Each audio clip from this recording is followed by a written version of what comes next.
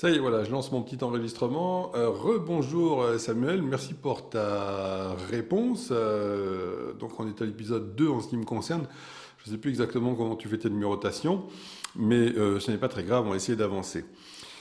Je t'ai fait mon petit fond Genevois que j'aime bien et je te repasse là-dessus sur notre petite Airbnb numéro 2, si je ne m'abuse. Voilà.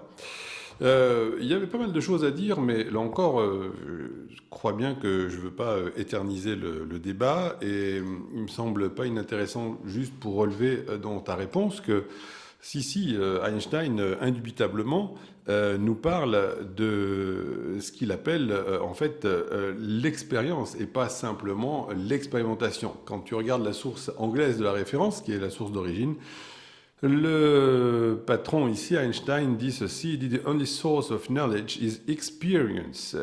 En anglais, autrement, il aurait mis « experiment », ce qui permet donc de trancher le débat. Tu ne peux pas regarder Einstein comme autrement qu'une personnalité extrêmement fine, justement parce qu'il avait cette personnalité extrêmement cultivée, et surtout cette imagination, parce qu'il raconte comment il se voyait chevaucher un photon, et que c'est à partir de là qu'il a imaginé la relativité. C'est tout à fait passionnant de regarder sa narration. Je trouve ça, tout le monde devrait l'avoir étudié. Donc, c'est pour ça que je voudrais juste rebondir un instant sur ta notion de millefeuille argumentatif ou argumentaire. J'étais obligé d'aller regarder sur Google ce que ça voulait dire. Et à chaque fois, sincèrement, il n'y a que 2 références dans l'ensemble de Google, du moins en français. Et pour moi, c'est quelque chose qui est à soi tout seul tout un symbole. Dans le sens que chaque fois que tu trouves ce terme, millefeuille argumentaire, c'est un contexte toujours qui est extrêmement péjoratif. Il y a un site qui en parle en parlant de moisissure argumentative. Et je trouve vraiment intéressant ici de voir qu'on est en train de développer tout un tas d'outils pour analyser les outils, mais pas se donner la peine de plonger dans le cœur du sujet. Tu me disais, je serais curieux de savoir ta méthode, mais ma méthode, elle est extrêmement basique. C'est celle qui a fait sa preuve depuis l'Antiquité, à savoir finalement ce que Descartes a résumé en disant que on est le sujet pensant au centre de la scène, et c'est au sujet pensant de se forger son opinion d'après justement sa propre expérience personnelle. C'est ce que dit Einstein là encore en substance, c'est-à-dire qu'il faut retrousser ses manches et plonger les mains dans le cambouis et apprendre. Si je devais faire une émission par exemple sur les pyramides, personnellement, je serais obligé d'évoquer toutes ces notions d'architecture ancienne, je serais obligé d'évoquer de fond en comble, d'étudier les différentes dynasties qui se sont tenues, il y en a un paquet, je serais obligé d'évoquer Champollion et puis d'apprendre comment il a eu l'idée de revenir au copte pour déchiffrer les hiéroglyphes, comment il a baisé l'anglais Adams qui en plus avait la pierre de Rosette en propre. Tu es obligé de développer tout un tas de notions connexes, et c'est cette notion fondamentale de culture générale, de vision globale, qui est justement là, exactement l'opposé de ce que tu amènes dans cette notion de millefeuille argumentaire où tu penses que tu vas pouvoir discuter un seul petit point isolé du contexte. Je ne nie pas une seule seconde qu'il faille mettre au point chaque argument. D'ailleurs, ce que j'avais sorti, ce n'était pas de l'argumentation, c'était une présentation générale, et il ne s'agit pas, là encore, de points faibles qui, compactés, font que c'est tellement indigeste que tu ne peux pas répondre. Tu as effectivement des réfutations comme ça qui sont 100 fois plus longue que ce qu'on veut réfuter, ce qui fait que c'est tellement imbuvable qu'au bout du compte, on n'en peut plus. J'ai pas mal de livres en tête là-dessus. Donc l'idée, c'est que le millefeuille argumentaire, c'est une chose, mais si tu veux étudier une question, il y a un dicton qui dit qu'il faut être cherchant, persévérant et souffrant. Et tu n'en sortiras jamais. C'est-à-dire qu'il faut que tu aies vraiment le cœur de chercher à comprendre et à te documenter de manière la plus vaste possible. Deuxièmement, ça ne se fait pas du jour au lendemain, et donc il faut persévérer. Et surtout, troisièmement, il faut accepter de donner de sa propre personne, et vraiment, c'est pas marrant des fois de se creuser la tête, alors que les autres, ils vont sortir au bal le samedi soir. Toi, tu es là comme un con à travailler, évidemment, ça a un prix. Si tu veux donc arriver à piger ce qui se passe en médecine, et notamment en homéopathie, bien sûr, personne ne peut avoir la moindre opinion, pour moi, fondée de la médecine, qui n'a pas plongé ses mains justement dans le cambouis et qui n'a pas été au contact de la souffrance des gens. C'est trop facile d'être derrière un bureau et puis de dire « Oh bah tiens, ça, sur telle analyse, j'ouvre un journal ». C'est ce que font aujourd'hui d'ailleurs la plupart des médecins, mais eux, ils ont au moins l'excuse d'être confrontés aux patients. et combien, en étant confrontés aux patients, sont réellement prêts à suivre la souffrance des gens. Si je fréquente les quelques rares allopathes que j'ai comme copains, c'est trop facile. Un jour, on vient pour la crise d'asthme, le lendemain, on va aller consulter pour les hémorroïdes, le surlendemain, on va parler des maux de tête, on donnera un antimigraineux.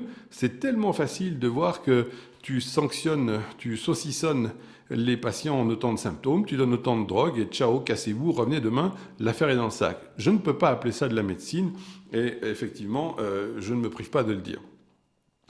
Donc tu vois que ici déjà, ce qu'on a comme divergence, c'est que je ne suis pas d'accord qu'on ne puisse pas s'offrir cette pensée qui est directement celle de l'humanisme.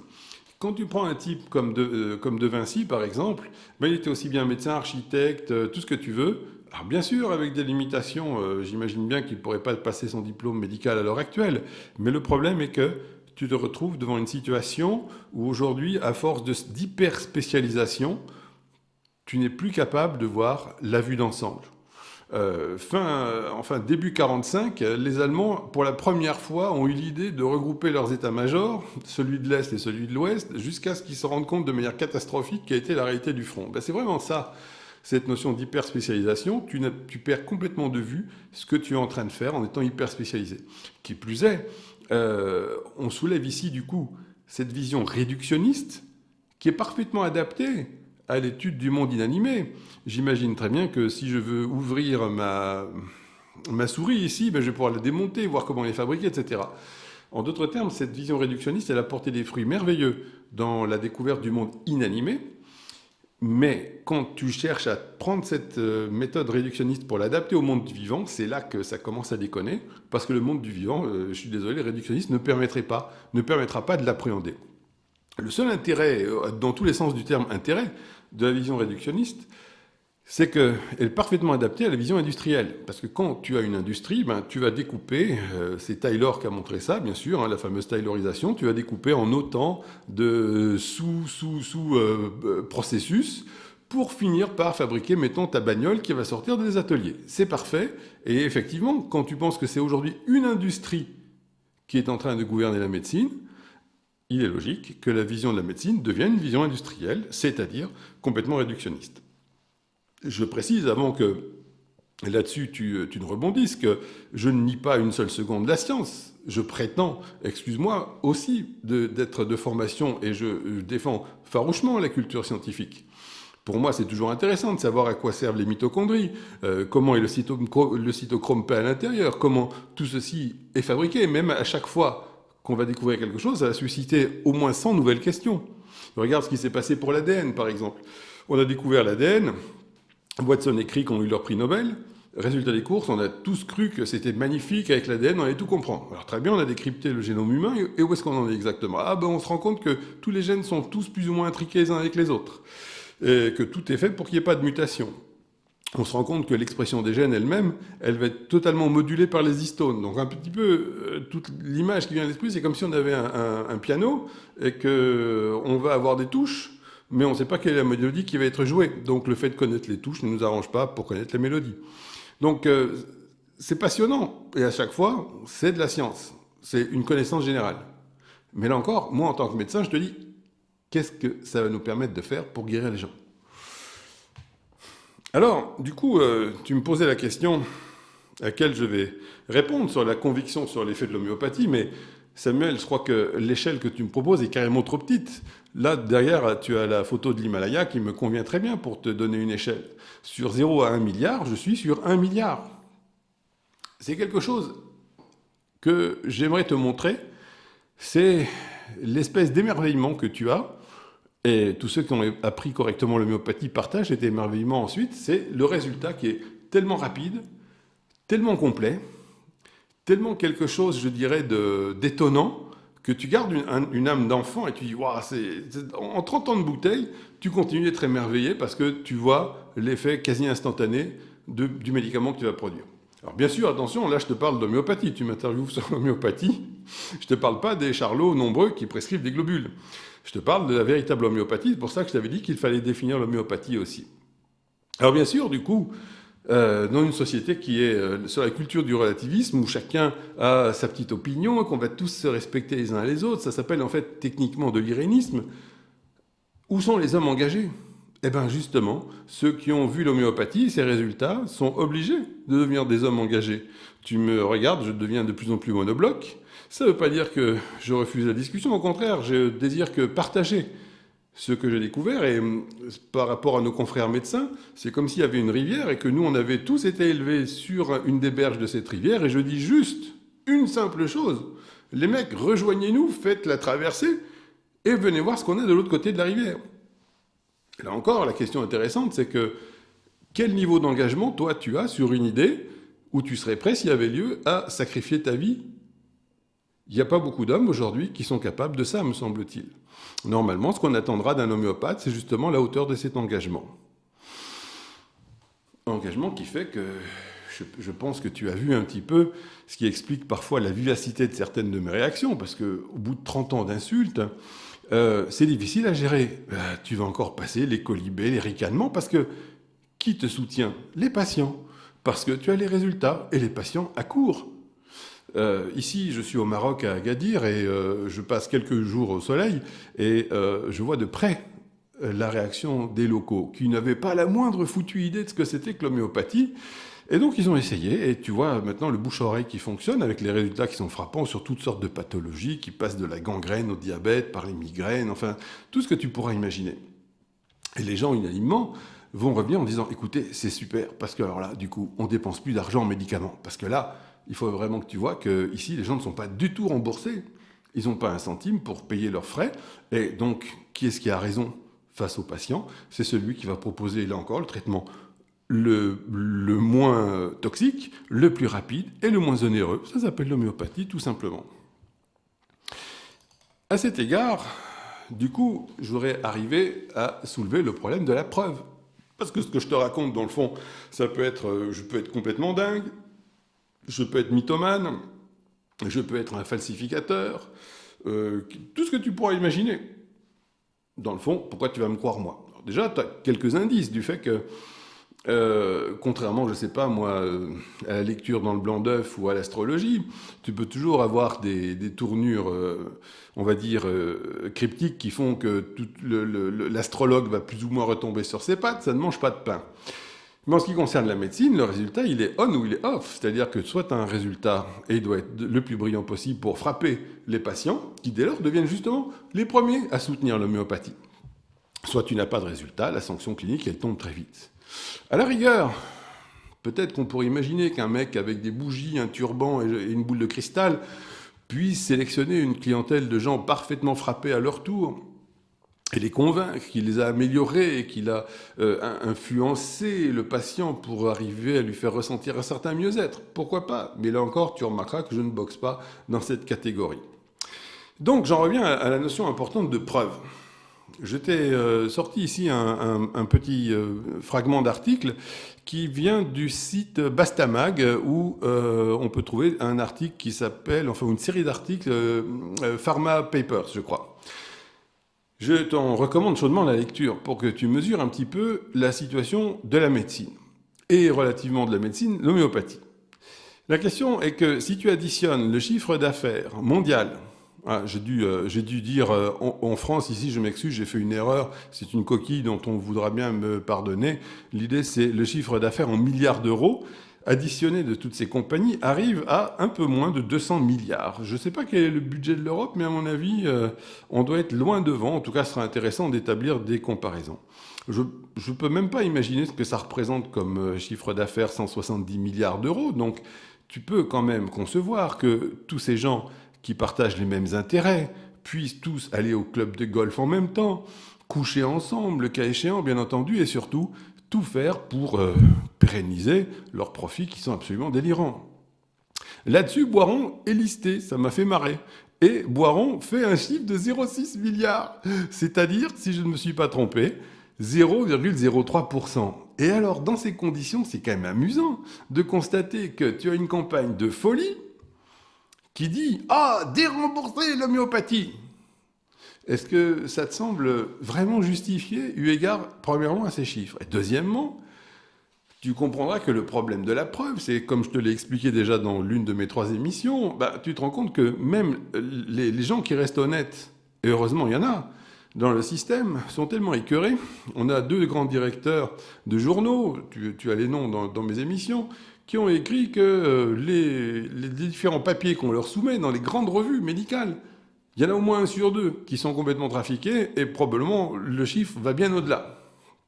Alors du coup, tu te rends compte que les preuves, entre guillemets, statistiques, qu'on est en train de forger, elles sont directement celles qui vont pouvoir permettre de continuer à cette industrie de générer des sommes aussi délirantes que 178 milliards d'euros. Je suis capable de faire la différence entre le chiffre d'affaires et le bénéfice. Je parle simplement ici du chiffre d'affaires. Si on veut d'autres chiffres pour se rendre compte de la situation, regardons les dépenses en lobbying, rien qu'en France. En 2017, l'année passée, on se retrouve pratiquement à 3 millions d'euros pour faire du lobbying en France. Alors tu vois derrière moi, Sanofi, machin, tous, ils dépensent toutes ces sommes folles. Si on regarde en Europe, on arrive à pratiquement 20 millions d'euros. Je ne te dis pas ce que je ferais personnellement avec 20 millions d'euros. Et donc, 143 rendez-vous avec la Commission entre 14 et 18. Est-ce que tu imagines 143 rendez-vous en 2 ans? Ça fait 70 et 20, 90 rendez-vous par an. Tu divises ça par le nombre de mois. En fait, ces gens passent leur temps à la Commission européenne. Et ça va certainement pas être pour parler de la pluie et du beau temps. Ça veut dire en fait que on est tellement dans une industrie vampire qui accapare une partie énorme de l'économie des États qu'ils vampirisent. Parce qu'avec cet argent, tu imagines de quelle manière on pourrait améliorer le sort de la population. Si tu me donnais pour expérimenter ne serait-ce qu'une ville de moyenne importance dont je me chargerais avec des assistants appropriés de les soigner juste par homéopathie, tu pourrais faire des statistiques, là aussi, certainement intéressantes. Si on regarde le lobbying à Washington, alors là, c'est carrément normal, là, on est dans le pays du fric, imagine quand même 96 millions de dollars. Ça commence à représenter quelque chose.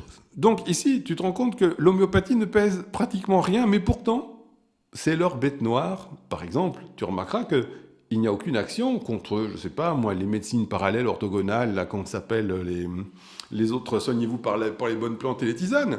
Et pourquoi? Tu me répondras tout simplement parce que ces gens, eux, génèrent un bénéfice justement intéressant.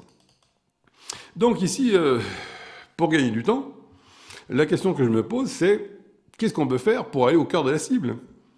Tu te rends compte donc que les études sont pour l'immense majorité vérolées. Et si on prend les 2 grandes études qui sont, je dirais, le cheval de Troie, le cheval de bataille des anti-homéopathiques, tu te rends compte que l'étude de nature a été trafiquée, que si tu rentres une étude de plus ou de moins, ça change complètement la donne, et que tous ceux qui l'ont repassé derrière avec un œil honnête et de scientifiques honnêtes, je veux dire, ont constaté tous les biais de l'étude, mais ça n'empêche pas qu'on continue de la sortir comme épouvantail. L'étude australienne, à son tour, elle s'est avérée malheureusement complètement vérolée parce que tout le monde maintenant sait qu'il y a eu la version 1 de l'étude qui montrait justement l'efficacité de l'homéopathie. À cet égard, tu diras, qu'est-ce que les Suisses sont cons? Chez moi, en Suisse, excuse-nous, le gouvernement a commandité une étude et qui a montré que l'homéopathie fonctionnait. Mais alors, celle-là, on n'en parle pas, curieusement. Donc, le problème est que, déjà, structurellement, les études sont systématiquement en faveur du résultat que l'industrie attend pour continuer d'assumer ses milliards. Deuxièmement, sur le plan de l'étude et de la méthodologie elle-même, toute la difficulté, c'est que l'homéopathie est juste le contraire de cette médecine industrielle qui va donner 1 milliard de médicaments semblables à toutes ses victimes. L'homéopathie t'explique que tu ne peux pas faire autrement que de donner le médicament qu'attend le patient d'après son état particulier. Ça veut dire que ça ne se prête pas aux statistiques. Nous n'avons pas un médicament pour la sinusite, on n'a pas un médicament pour l'hépatite, on n'a pas un médicament pour le choléra. Qu'est-ce qu'on fait? Là encore, ça ne veut pas dire que ce soit impossible, mais il y a quelques rares études bien faites dans ce sens qui respectent la méthodologie. Là encore, tu ne peux pas tirer la moindre conséquence d'études qui ont été faites en dépit du bon sens homéopathique. Donc tu vois que si on regarde tous ces problèmes d'études dans un sens ou dans l'autre, on se retrouve à tourner en rond, parce que tous ceux qui sont là les partisans de ce que j'appelle la pensée fractionnée, Ils vont te dire, tiens, je te fous cette étude à la gueule, prends l'étude australienne, non, tiens, prends nature, et moi je vais te dire, non, je suis désolé, il y a celle-là qui montre que, on va faire un combat d'études. Ce que je t'ai sorti dans mon 3e volet, je crois. Il y a quelques études correctes en homéopathie qui montrent largement, non seulement l'action de l'homéopathie sur les humains, mais sur les mollusques. Et aujourd'hui, il y a un secteur qui est en plein essor, qui est celui de l'agro-homéopathie, et on voit les effets merveilleux de l'homéopathie sur les plantes. Il devient de plus en plus difficile de contester ici l'effet clair de l'homéopathie, et encore moins l'effet, on va dire, placebo sur une tige de blé. Donc tu vois que tout ça est en plein essor et que c'est à nous d'être assez malins pour essayer de sortir du débat. Donc moi j'ai 2 pistes à te proposer. La première qui t'avait surpris, c'est que le choléra, tu me dis quoi? Il est fou, il parle du choléra, l'homéopathie soignait le choléra. Parce que bien sûr, quand dans un premier temps tu n'as, comme c'est le cas, et je te remercie d'ailleurs de ton honnêteté, de dire que tu te places à 3 points sur 10, je crois, pour ce qui est d'avoir une opinion favorable sur l'homéopathie, c'est le niveau standard de toute personne honnête qui n'a pas, pour l'instant, creusé la question. Je disais donc qu'un des bons points, une des premières pistes ici, c'est interroger les archives. Tu as pas une, mais des milliers, si ce n'est pas des dizaines de milliers d'archives qu'il suffit d'exhumer, aux États-Unis notamment, en France aussi. Je te sortirai un exemple type ici, c'est le Figaro du 13 juillet 1884. Tu pourrais aller voir l'article, ça se trouve sur Internet, on l'a sur le site. On a une mortalité de 9% comparée à 52% avec l'allopathie. Et ce qu'il faut que tu comprennes, c'est que si l'homéopathie a traversé les siècles, c'est pas parce que qu'est-ce que c'est chouette de prendre des petits globules avec de l'eau, c'est que les résultats étaient là et qu'on a toujours bénéficié du soutien populaire face au lamentable échec de la médecine classique, toujours en ce qui concerne les épidémies. Si tu vas aux États-Unis, et là je te recommanderais mon ami Andressen au Canada, qui a à ta disposition une véritable bibliothèque d'archives. Tu te rendras compte des résultats époustouflants de l'homéopathie dans toutes ces affections. Choléra, fièvre jaune, épidémie de typhoïde, tout ce que tu veux. Et les résultats sont encore meilleurs parce que ici, comme l'auteur de l'article le dit, c'est que rien que le traitement, ils appellent préservatif à l'époque, c'est assez mignon, le traitement donc de protection par l'homéopathie permet d'endiguer la plupart des cas dès le début des cas. Et c'est ce que moi aussi j'ai observé quand j'étais en Haïti. Le traitement homéopathique curatif va pouvoir te sortir ton patient en quelques heures du choléra. Bon, alors la question c'est confirmé par ces archives. Donc je pense qu'il serait vraiment intéressant d'aller les exhumer. Alors, il y a des gens qui ont commencé à regarder ces chiffres extrêmement dérangeants. Je te signale que franchement, 9% de ratage, j'en serais pas très fier, perso. Donc ça, c'est, on va dire, du traitement à tout va. Mais tu liras plus loin que la quantité de réussite en Russie, par exemple, pour la même époque, a été bien meilleure, avec seulement, je crois, 111 cas sur 1273. Et tu vois que là, ce sont des statistiques extrêmement brutes, hein, morts ou vivants. Difficile de contester. Dans le même article, tu verras aussi que, j'en arrive à ça, c'est difficile parce que je dois jongler tout seul avec ma régie, tout ça, excuse quand de temps en temps c'est un peu décousu. Je disais que l'argument classique, c'est de dire « Ah mais mon pauvre monsieur, c'est pas que l'homéopathie avait des meilleurs chiffres, c'est qu'en fait 9% c'est la mortalité naturelle de la maladie. Tout simplement parce que l'allopathie, je vais rajouter de l'époque pour être sympa, abrégeait les patients. » Eh bien non, justement, là encore, tu vois que ici, le premier encadré, c'est que, dès les premiers symptômes, personne ne succombait. Eh bien, l'idée aussi, c'est que, tu vois le texte, c'est que si, c'est derrière moi du coup, si les gens, on a remarqué que si on les laissait évoluer spontanément, ben ils mourraient tous. Hein. Donc l'excuse ici de dire que c'est l'allopathie, enfin c'est le fait de ne pas être exposé au traitement classique qui sauve, est un argument, là encore, battu en brèche. Il va bien falloir regarder la réalité et admettre que c'est l'homéopathie qui fonctionne. D'autant mieux ici que dans l'autre encadré, tu te rends compte que le patient, après avoir eu son traitement homéopathique, est rétabli infiniment plus vite. C'est ce que, là encore, moi j'ai observé en 2012 ou 11, je ne sais plus quelle année c'était le choléra. Les patients se relèvent et hop, ils vont qu'à leurs occupations. Ceux qui ont été malades à vomir et à avoir leur diarrhée pendant des semaines, tu penses bien qu'ils vont avoir besoin entre 3 à 6 mois des fois pour se retaper minimum. Et ici, ça résume tout le problème, c'est qu'il écrit en face d'un danger public, il ne doit y avoir en jeu ni doctrine ni coterie. Et malheureusement, on en est là. C'est qu'on est bien devant une coterie de l'industrie pour noyer la seule forme de médecine qui permette de rétablir les gens. Et c'est ce que je te disais en début, c'est que quand tu vois les résultats tellement étonnants de l'homéopathie, tu ne peux pas faire autrement finalement que de grimper l'Himalaya et dire oui, j'y crois à 1000%. L'autre manière, je pense, de sortir de l'impasse, c'est que, et c'est le chemin que je te propose de prendre aussi tous les deux, parce que je compte faire marcher ton cerveau critique là-dessus, c'est que, bon, bien sûr, je te le répète, en aucun cas, je nie l'intérêt des statistiques. Je viens de finir un petit article sur des cartes antiques. Si ça t'intéresse, je te le passerai. Tu verras que là, je suis obligé d'avoir recours à des statistiques de manière intensive. Mais là, on parle de données purement scientifiques et géographiques. Le problème, comme tu le vois, c'est que on n'a aucune manière de faire confiance aux études actuelles. Je vois que j'ai dû dupliquer la diapo, je ne sais pas où j'ai merdé. Mais l'autre manière, je pense, de faire, c'est celle-ci, à savoir que ce que je te propose et ce que je vais faire, parce que le public attend ça sur mon site de Facebook, c'est de vous exposer pas à pas toute la démarche homéopathique, de sorte que tu puisses voir où s'intègre la notion de dynamisation, qui est totalement facultative, c'est-à-dire que si tu veux, tu enlèves la notion de médicament dilué qui peut te froisser, parce que ça heurte de plein fouet, là encore, tes autres préjugés, et les miens aussi, crois bien que j'y ramais avant d'accepter que ça fonctionnait. Eh bien, même là, si je t'expose tous les points de l'homéopathie, tout ce que je te demande, c'est de bien vouloir me critiquer et de dire où je commets une erreur dans le raisonnement et le développement de l'homéopathie.